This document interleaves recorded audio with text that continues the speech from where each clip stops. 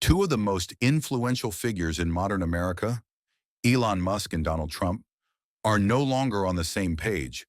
What started as cautious cooperation has unraveled into strategic divergence, as their economic ideologies now pull in opposite directions.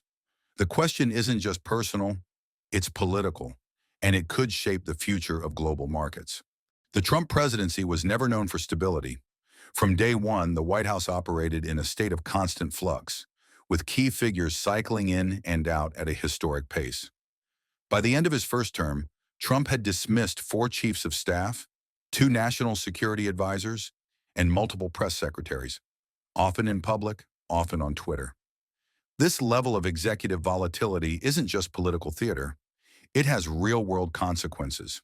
Frequent turnover among top officials erodes policy continuity, weakens institutional memory, and undermines both domestic and international confidence. Allies don't know who to deal with.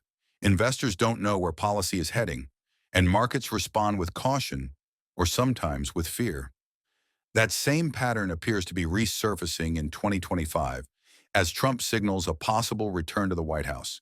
Behind the scenes, reports of conflicting messages between campaign advisors, former cabinet members, and new loyalists have already emerged. The noise is growing louder. The business world, particularly sectors tied to trade, energy, and regulation, remembers what it was like to build strategy in a policy environment that shifted by tweet. For companies operating globally, this isn't a manageable risk. It's a moving target.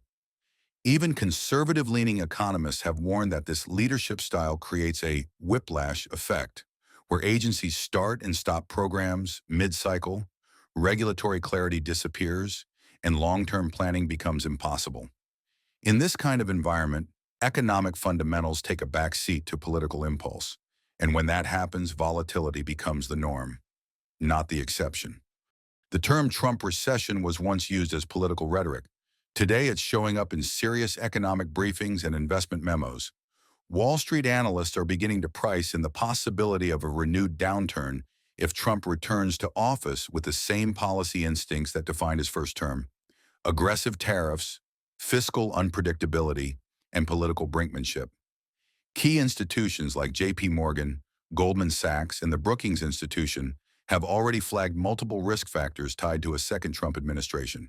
Tariff shock 2.0, fears of a new wave of import tariffs, particularly targeting China and the EU, could destabilize global supply chains and spark retaliatory measures.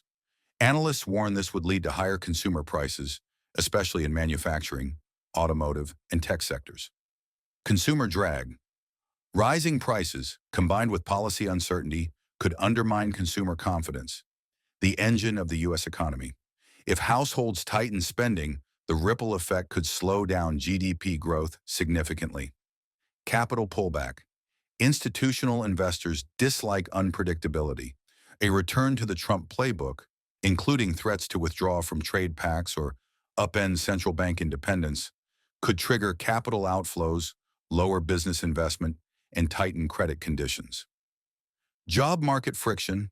Some industries, especially export-heavy sectors and clean energy, fear policy reversals or protectionist favoritism. This could result in layoffs or stalled hiring, creating pressure on employment figures even as the Fed eases rates. This isn't just speculative fear. In recent months, multiple CEOs, particularly in logistics, consumer goods, and energy, have begun to adjust earnings forecasts downward, citing regulatory instability as a risk factor. The message from Wall Street is clear.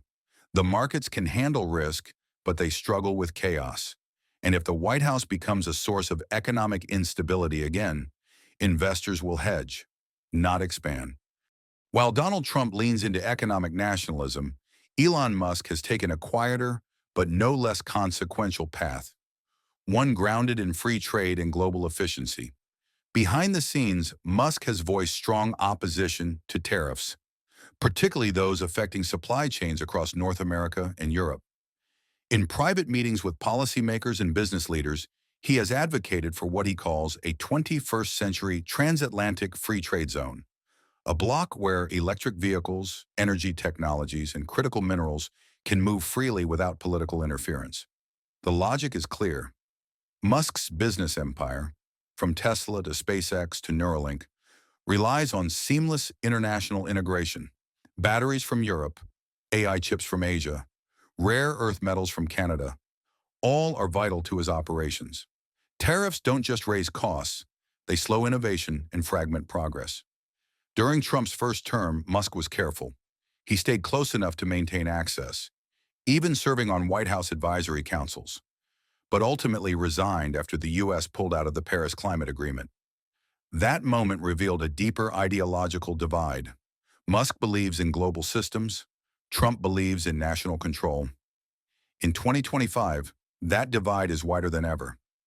Musk's quiet lobbying in Brussels, Ottawa, and Berlin reflects a tech industry worldview. Progress is borderless, and economic strength comes from agility, not insulation. His influence is not just about policy papers, it's financial.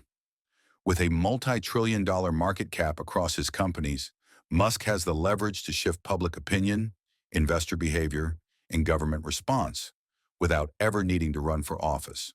While Trump campaigns on the promise of putting America first, Musk is effectively betting that the future belongs to those who think beyond borders. And in boardrooms around the world, that bet is starting to resonate. At the core of this unfolding rift between Elon Musk and Donald Trump lies something far more consequential than personality.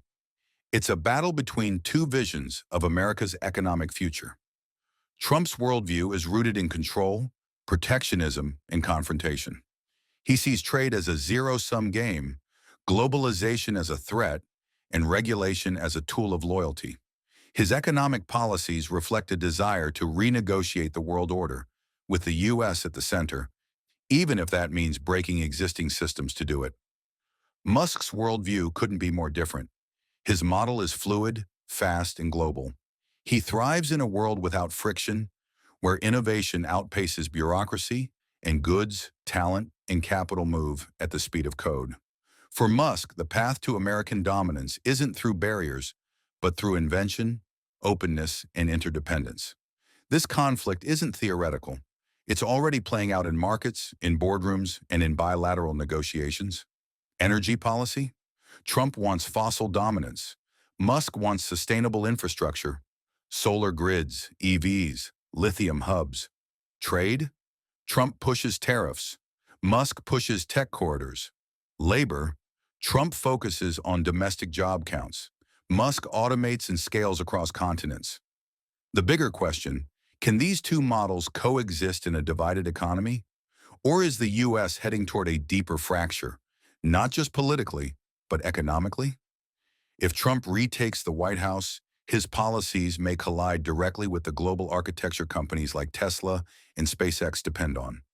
On the other hand, if Musk's influence continues to shape international business norms, it could undercut the very foundation of Trump's America First agenda.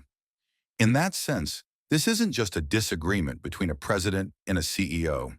It's a proxy war for the future. Closed power versus open systems, nationalism versus networked innovation, reaction versus reinvention. And that war, regardless of who wins, will define the next chapter of global capitalism.